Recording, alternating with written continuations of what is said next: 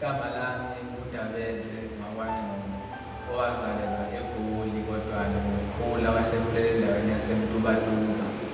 Wabuya futhi wazohlala endaweni yaseMpangeni eNgwelezane.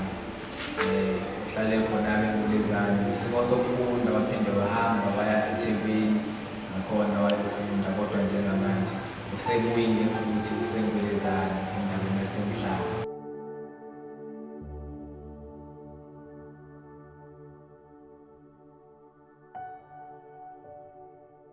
Igama likaNdabeze ngaqanjwa ubaba wami ongizalayo, owathi mhlaka 3 Mashi ngo-1998, owathi mayethola i-call yayisuka esibhedlela ukuthi sengikhona, sengifikile emhlabeni waseThai. Indaba-enhle-ke leyo ezwakala ekuseni ukuthi lafika kanjalo igama likaNdabeze, okusho ukuthi igama nje engilithanda kakhulu ngoba ngaliqanjwa ubaba wami ongizalayo, noma engakwazanga ukuba nesikhathi esiningi naye ngoba sewadlula emhlabeni. Ngafisa ukuthi impela ngifisa ukuba udokotela, kodwa-ke empilweni uyathi uma usakhula ufisa ukuthi uma uqhubeka futhi ukhuleka nezinto zenu uyazishintsha, kodwa-ke akwenzakalanga kanjalo. Ngayithola nami sengikwezinye indlela kuyimanje nje ngoba ngisendleleni yakwa-art into wenza inkolo. Ngifile ngasemnyango kwathi matabane lesi sifundo engisifundile ngempilo ukuthi nekhandlela liyayikhanya ikhanye kodwa isiphetho salo sikucisha. Sesicishe shoshalazi ukuthi akufikanga la ngifisa ukuba khona udokotela. Ingakho uba umuntu kumele ukuthi ube umshini wokuqala wendlela yesibili, ungafeyili okokuqala ukwazi ukuthi okwesibili yinto yakhona.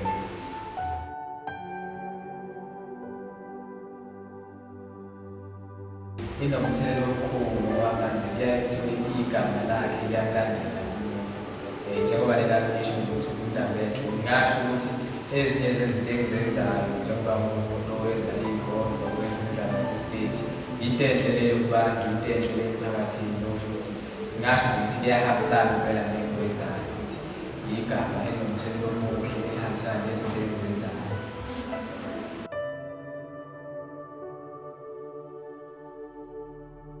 Kakhulu ngoba manje ibona abangikhuthazayo ukuthi lokho okwenzayo kwenzisise, kungayi abashoyo ukuthi ngoba nakho wenza i-art, hhayi i-art into engelutho ngoba abanye abantu bayibukela phansi, kodwa bathi qhubeka nokwenzayo kwenzisise, ufune nabantu abazokusiza lokho okwenzayo. Kangangokuthi noma ngabe kuyayivela indlela ukuthi kumele kube khona la uyakhona, noma ngabe isimo sibi kangakanani, kodwa benza ngokusemandleni ukuthi gcine ngihambile lapho. Engingasho ukuthi hhayi impela bayangikhuthaza kakhulu ukuthi ngiqhubeke nokwenza.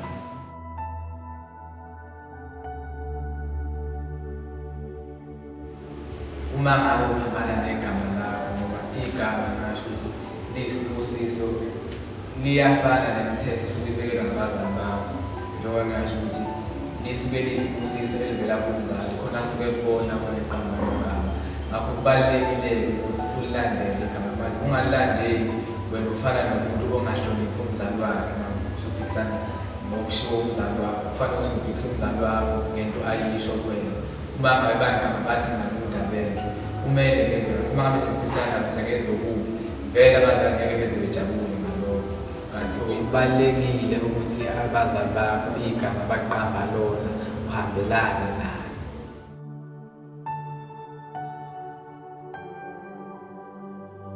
Empilweni vele ohlezi kunezinto ezokwenza ukuthi nezinto oyifisayo zingahambi ngendlela ofisa ngayo, kodwa uma umuntu kuyadinga ukuthi uyitshele. Mina nje ngesinami sengathi ukuthi uma ngifuna ukwenza into, noma ngabe amandla awekho, kodwa uma ngabe sengikhiphile igama lokuthi ngizokwenza noma kuzokwenzeka nakanjani, into yokugcina yenzekile. Kusho ukuthi noma zikhona nje izimo empilweni, vele bawumuntu yohlezi kunezimo ezozama ukuthi zikucheck ukuthi wena ngabe udane kangakanani. So nje yikho ukuthi uzethembe kukho konke okwenzayo.